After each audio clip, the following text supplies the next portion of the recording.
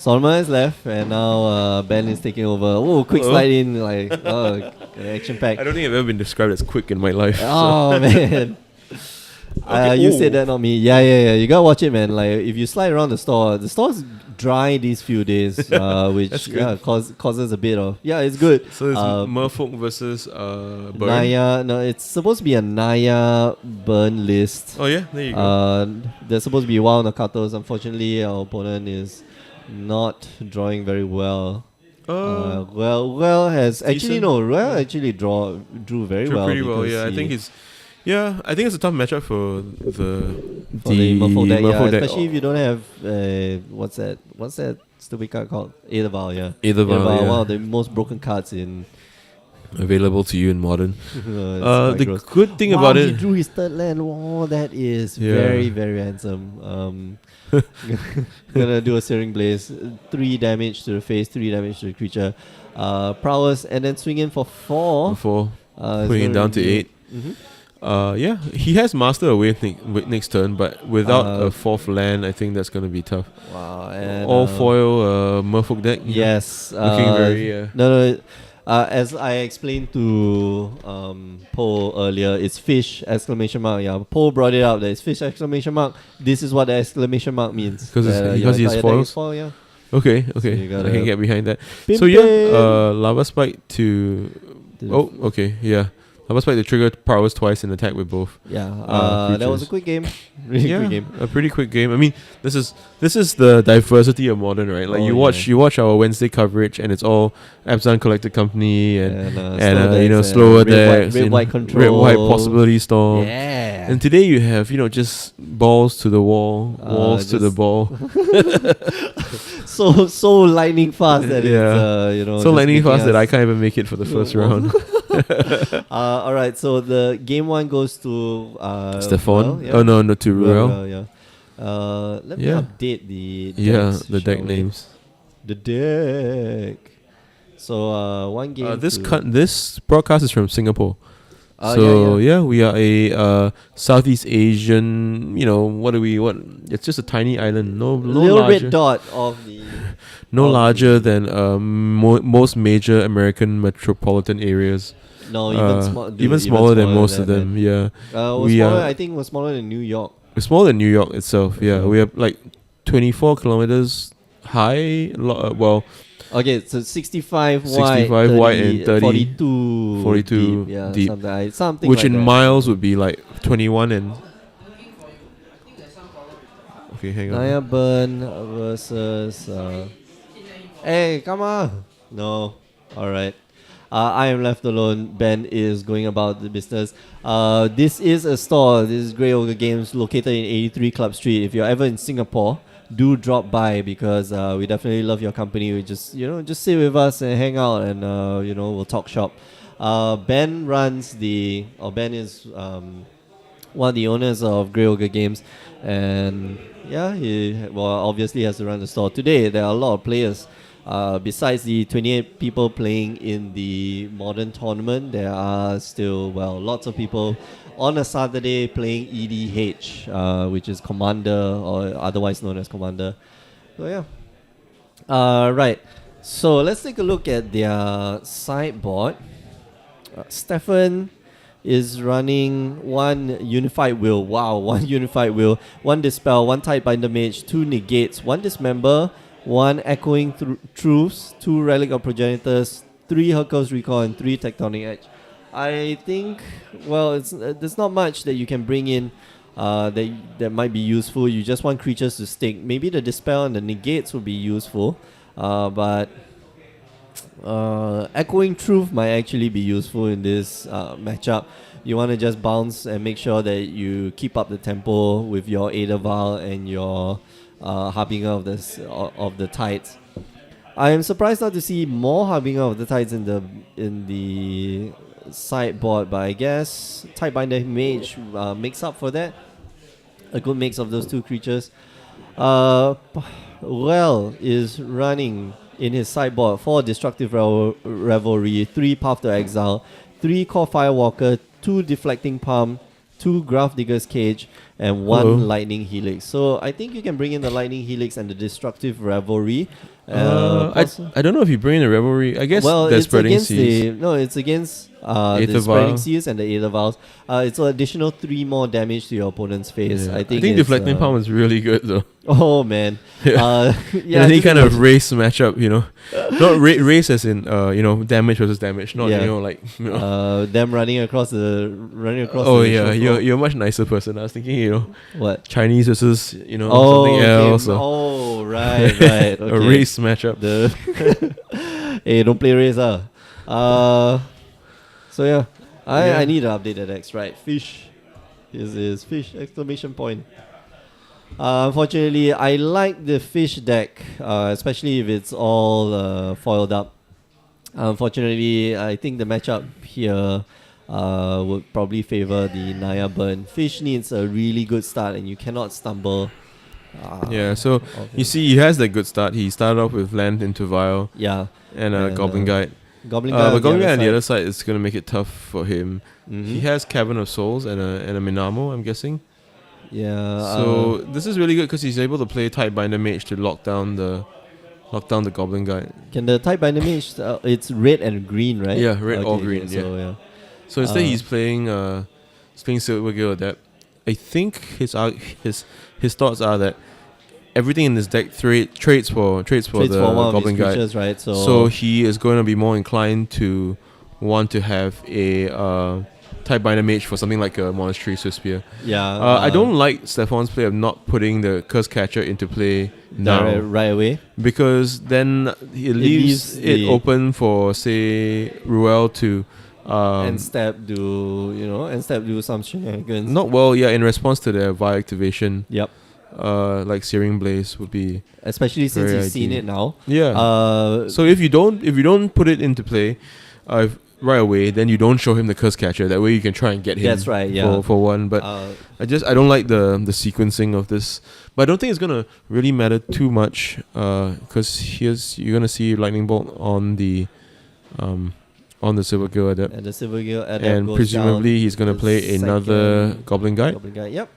And swinging with crash in with both. And Stefan probably realizing that he shouldn't have showed him the Curse Catcher. Yeah, so Echoing Truth was not bad. Putting the Curse Catcher into play, drawing the Echoing Truth. He's going to take it up to 2. And he's got 2 Echoing Truths in his hand right now, both sideboarded in. This is where the race element of the deck comes in, right? Like, if he Echoing Truths Ruel during his combat, and then he can vial in a Lord, possibly. If he has a Lord, and then into a Tidebinder Mage, it's pretty good for Stefan. And this goes back to our discussion of the idea of tempo, right? Yeah. This is so it's just back tempo. And forth, and who's got the initiative? Who's got the initiative? So Echoing Truth is great. It's buying you 1 extra combat phase by bouncing both your creatures. It's not gaining you mana in the way that it would usually because it's returning creatures to your opponent's hand. So another Curse Catcher hits the battlefield, and she's gonna pass. And it plays a Mutavault, so he's shaping up to Echoing Truth his opponent's creatures. And so would you Echoing Truth during the combat step? I think if you have a Lord in your hand, I would. So I think he has Merfolk Sovereign in his hand, or a 3-mana Lord at least. Mm-hmm. So and it seems pretty simple to me if that's the case to Echoing Truth. In combat, have him replay his guides and then be able to attack with creatures that either trade for the guides or put a lot of pressure on your opponent's life total, especially with the second Echoing Truth in your hand. If he has a 2-mana Lord, it's even better because he can then animate the Mutavault and then put the Lord to play and block. Well, next turn he's going to take up the Aether Vial to 3, so I don't think it really matters. I think his hand is Echoing Truth, Wonderwine Hub, and Merfolk Sovereign. Okay, so he's got Sovereign, an interesting choice. So it shows him Master the Pearl Trident. Oh, that's very So he knows a Lord is coming next turn. He's going to play Echoing Truth to bounce these 2. They all disappear. Ruel has the option to just recast it, but I'm not sure whether you would. He has to recast both of them, and that's the problem or Ruel's what's good for Stefan right here. Yeah. I think. I mean, Ruel's still in a decent position. Mm-hmm. He's gonna pass. Oh, interesting. I see what he's trying to do. He's gonna try and Searing Blaze. Searing Blaze something. Yeah. So he figures that because his opponent has a lot is the most valuable. Target. Yeah. And so he's waiting for him to cast it pre-combat or put into play, and then crack the fetch land, get his trigger, and then cast Searing Blaze. Alright, so he's just gonna cast it. So he's actually gonna cast it, which is interesting to me. Alright. Given that he has a Vial on 2 and he has an Echoing Truth in his hand. His Vial? And so it probably isn't a Stefan reading his opponent for nothing. He's gonna crash in here. He's gonna fetch. And he's gonna be able to take out one of the lords, right? The Lord, yeah. I think you take out the Lord. There's only one Lord. And there's no way it'd be worth it to. There's no way a 2-mana Lord protects against Searing Blaze, because Searing Blaze does 3 damage. Mm-hmm. So he needs to take 3 for his fetch, right? He took the 3. He did. Yep. So yeah, Stefan finding himself defenseless, taking 3, going to 11. His opponent's gonna be able to crash back with 2 Goblin Guides next turn, which makes him go back down. That or he gives up 2 damage this turn by sacrificing both Curse Catchers. 4 damage this turn. 4 damage. Yeah. No, it's 2 damage. It's 2 damage. Yeah, I mean. Yep. 3. How is it 3? No, if you sacrifice both of them, you'll be dealing only 3 damage. If you don't, it's 7. Yeah, correct. So it's 3, 4 damage. Yeah. It's 4 damage. We go back to the original number. Although you get to save your Lord though. Yeah. Oh no. If he doesn't sacrifice it. Okay, so he chooses. I think the material here is more important. Yeah. Especially with his hand being somewhat anemic. I think the other card in his hand is the Echoing Truth, right? Yeah, it's an Echoing Truth. So he still has this double Goblin Guide hand. He has what's that spell right at the back? Is that Boros Charm? No, so we're all doing a bit of a count. That's a Rift Bolt.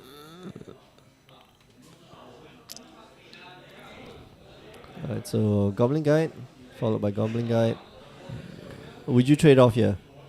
If I'm Stefan, I think if he's got another Lord, you gotta keep some mana up for. Yeah, if he had another Lord, I think last turn he would have vowed it in, maybe. Oh, he has a Tidebinder Mage, of course. That's the card that we were. So it just taps 1 down. Yeah. Sure. Mm-hmm. So now Ruel doesn't have to attack. Why is he attacking? He's probably got to remove. Oh, I see what he's trying to. That doesn't make any sense at all. He's gonna block the 3/3. What's he gonna do? Boros trying to give it double strike? No. So is Ruel on a bluff here? He's trying to bluff a removal spell for the Lord, man. so that Stefan doesn't think he can block with the Tidebinder. So he thinks, I'm just gonna block with the Lord instead. So he doesn't get 2 for 1. Alright, so he just takes the 2 damage. Very well played there, sir. Just takes the 2. Yeah. So pretty smart of Ruel. The hard poker If that's face, the case, do you play a fetch land and cast? Oh yeah, you play a fetch land and you cast your. Oh, I don't like this at all. He should have played a fetch land and kept Boros Charm, so he can give it double strike. Mm-hmm. And then double strike down something, or give it indestructible and block something. Yeah. So I feel like this is a misplay on his part. So Stefan trying to decide whether to go up to 3. We don't know what's the other card in hand. No, he keeps it at 2. No, he keeps it at 2. Which is generally the cost for all the lords. But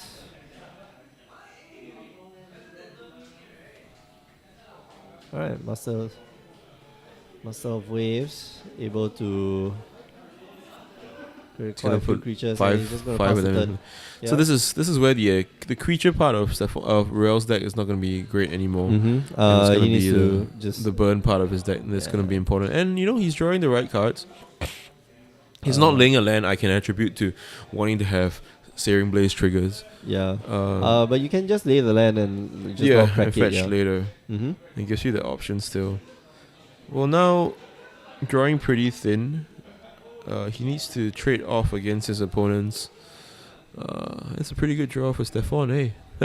Needs to trade off against his opponent's Lord. But he's still gonna take like 13, so he has a trump. It isn't chump per se. The tokens are 2-1 each, right? Oh, the Goblin Guide's untapped? It should be tapped, right? Yeah, the Goblin Guide's tapped. Should remain tapped, hold on. Somebody, yeah. Thank you, Ben.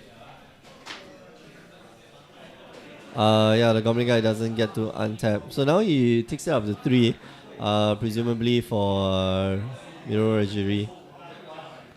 And he's actually going to be... wow, is that a... Yep, that is Merfolk or Pearl... sorry, the Master of Waves in hand. If he casts the other Master of Waves, this... No, Merfolk or Pearl Trident, sorry. Is that Master Wave or Merfolk? I think that's the ball game. Like, there's no way he's coming back from Yeah. that, especially if the Goblin Guy has to remain tapped. Exactly. Stefan just has to figure out the math, and I think Ruel is going to be pretty ready to scoop. There's a lot of burn in Singapore. Have you noticed? Really? We like to play fast decks. He already played a land. We play a land to go to 4 on that turn? Oh, yeah. No, the Stomping Ground. Sorry, the Wooded Foothills. Okay, so he plays the Merfolk or Pearl Trident. And swings in. All of them are 4/4s except for the 2 ones, which are just 2 not ones. a lot you can do to this. Yeah. Not a lot that would mean that even if you had some way to clear the board, it would mean that there's no way for you to win the next turn. back, yeah. You know, Because you're not blasting it in space. So. A great example of material versus initiative. Mm-hmm. Alright, so they are at 1 Going game apiece. Going to 3. Going to game 3. Yep. I won't say it's a quick game. This game actually needs a little bit of thought, and requires you to play around the things that your opponent might or might not have. For example, just lightning bolts on lords can be quite detrimental. Yeah, it turns out the decision to just sacrifice his 2 Curse Catchers was pretty good. Was paid off. And see, the Curse Catcher, at the start, it's it helps you race, it helps you interact. Mm-hmm. And later, as the lords kind of pile on, it becomes a very powerful threat. So, yeah, I don't think you have too much time as the burn player, but you do have a lot of great cards. One of those great cards is Deflecting Palm. Oh man, that's hilarious. I would love to see that in action. You could have. I mean, Deflecting Palm could have been pretty good in that situation, right? You could have deflected 4 damage back. Would that deflect 4, save 4? Bolt your opponent and attack with her. It screws up his combat math, right? He has to. He then realizes that he thinks he can kill you, and so he attacks everything. Doesn't leave a blocker back, and then you kill him on the backswing. So is Deflecting Palm a triggered? Is it a delayed trigger? A delay? What do you mean? I'll explain it in a while, because sometimes if you take way too much damage, the game ends. So the next time a source of your choice would deal damage to you this turn, prevent that damage. If damage is prevented this way, Deflecting Palm deals that much damage to the source's controller. Yeah. So it's not a trigger. So sorry, it's not a trigger. Yeah, it is a prevention. It's a replacement effect. Yep. Which then creates. Does it create a trigger? No, it doesn't create a trigger. It's no triggers. Okay, so yeah. So you see Stefan taking out the echoing truth that served him so well in game 2. It's interesting. I think I see his reasoning for it. He's on the draw now, so echoing truth on the draw isn't as great because the amount of your ability to pressure your opponent's life total is lower, given that he's going to be on the front foot. So you're going to be trading off a lot more often. But I don't think it's that great because you're not really getting rid of the problem. You're putting it back into his hand, and with the kind of threats that Ruel has, you're playing all hasty creatures, right? So hasty creatures, 1 mana creatures, exactly, very creatures efficient. creatures that poke you for damage when you cast spells that cost 3 or less. Mm-hmm. So surprised you haven't seen any of those in this matchup yet. The Eidolons? Yeah. Does he have it in his deck? He does, I believe. Yeah, 4 Eidolon Great Rebels. And the Grim Lava Mancers will be amazing in this matchup. Oh yeah, that'll be. Yeah, so very interesting matchup because you can see Ruel play both sides of it. Either he's an aggro deck or he's like very removal heavy, trying to burn up the fried fish, fried fish stall. And he has one. He's a single. I think this is a snap keep for Ruel. He has single Sacred Foundry, a whole lot of burn, and a bunch of Goblin Guides, and a Grim Lavamancer most importantly. So Stefan has 2 lands, and does he have a Edaval in hand? I can't see. I think we'll find out soon enough. Nope. So flipping over Master of Waves, he knows that he doesn't have too much time left. Alright, so playing Curse Catcher instead of Aether Vial. Second land probably going to be met up with a Lord. Oh, do you play a second Goblin Guy if you have one? I think you do, so I think it's not a Goblin Guy. Alright, so it's a so Lord. So it's hitting a Lord of Atlantis. It's probably going to play a Lavamancer here. Or suspend the Riftbolt. Okay, so Riftbolt suspended. So he has Wonderwine Hub in his hand. He can play Wonderwine Hub and review the Law of Atlantis. That okay, so Harbinger of Tides to return the Goblin Guide, which is great against a mana screwed opponent. You can just sacrifice the Curse Catcher. Getting in for one. Make sure that. So Ruel has a choice to make here. I think Ruel should bolt the Harbinger because I think he's a bit too far away to go for a face race. Plus, killing the Harbinger means it clears the way for the Goblin Guide that's in his hand. Yeah, but you have to draw an extra. Okay, so I think you just sacrifice the. He's thinking about countering it with the Curse Catcher. Basically trading his 1/1 for a 2/2. But that's not entirely. I think Ruel just pays here, right? Oh, that's interesting. No, he decides not to pay. Interesting. I would have just paid. You basically 2 for 1 your opponent. But I guess in Ruel's mind, that's poor. Okay, so obviously you're going to see a lightning bolt soon. Yeah, interesting. Yeah, I would have played. I would have definitely. Even if I didn't pay for the Rift Ball, I probably would have played the Grim Lavamancer. Yeah. Yeah. But now you have a second Curse Catcher, and they're gonna. And now he's gonna have to waste a premium removal spell, Lightning Bolt, on a meaningless 2/2. Yeah. Although I would have swung in first though. I don't like the. Yeah, I mean if you are Stefan and you know that the next and you read your opponent for Lightning Bolt, you know the moment you cast Curse Catcher, it's gonna get bolted in, right? Just you can attack first. Yeah. But I think it's hard to put him on that. But you're right. I mean, there's no real reason for him to not cast a Goblin Guy unless he has Lightning Bolt. Yeah. So he's playing Rift Bolt. This is not going to be good for Ruel because his opponent is going to be able to cast Master of Waves. I don't think you cast. Do you cast a Master of Waves here? I don't think you have to get too greedy with Master of Waves. All you need to do is put a 4 mana 2/1 pro red guy into play. The protection from red does matter a lot. Along with the extra elementals. Mm-hmm. No, getting greedy. The only reason to get greedy, I think, is to play. If you could play a second Lord, which means that you are out of line. Both your Lords are out of Lightning Bolt range. No, both your Lords will still be. He's got a Spell Pierce in hand right now, which. Alright, so he's running back the same play, Curse Catcher on the Ripple, and this time Ruel decides to pay. That's interesting. Is it going to be met with a Spell Pierce? I don't like Stefan's choice to sacrifice the Curse Catcher here. Just go for the Spell Pierce, man. Make sure that, because you're losing a 2/2 when you could have just answered it with the Spell Pierce to begin with. But if Ruel continues to not draw mana, it doesn't really matter too much. No lands, no magic. Oh. What? Oh. No dashboard. Yep. So Master of Waves, Jinx. He gets 1, 2, 3, 4 tokens, and he just passes the turn. His opponent is landlocked, and that's the handshake. Not drawing another land, so that's the game. Sometimes as magic games go, that's I think it was still a solid keep from him. I think he just played those turns a little bit out of order. I felt he didn't pay for the Curse Catcher, then he paid for the Curse Catcher. I think the first activation, I think you should just pay for the Curse Catcher. And I think there was the turn where he left the Lightning Bolt up where he didn't pay for the Curse Catcher. He could have definitely played a Lavamancer, but he didn't.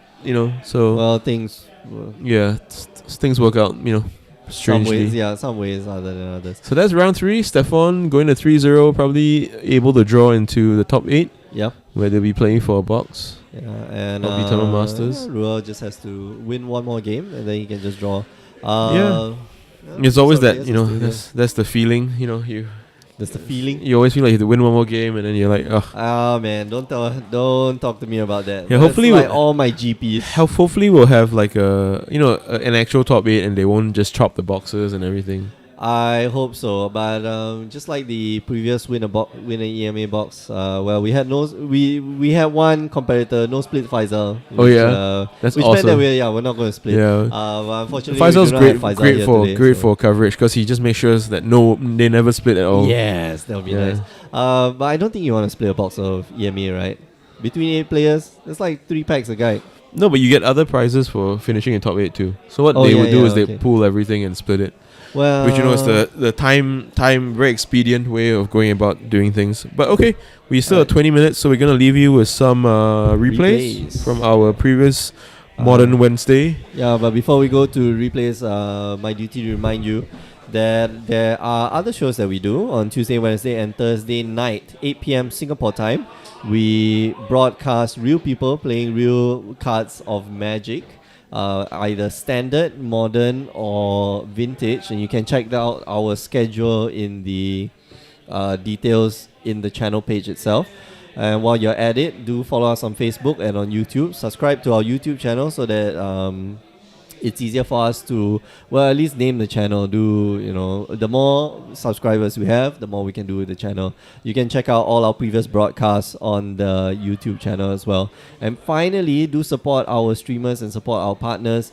I am one of the hosts of the Power 9 podcast. Do listen in. This week we talk about kids and how much we love kids. You can see how much emphasis I'm putting on the word love here. But we're going to go for a short break, followed up by some replays. Don't go away. There's 20 minutes left to the round, and still some players playing. But we'll bring you back to the action very, very soon. See ya.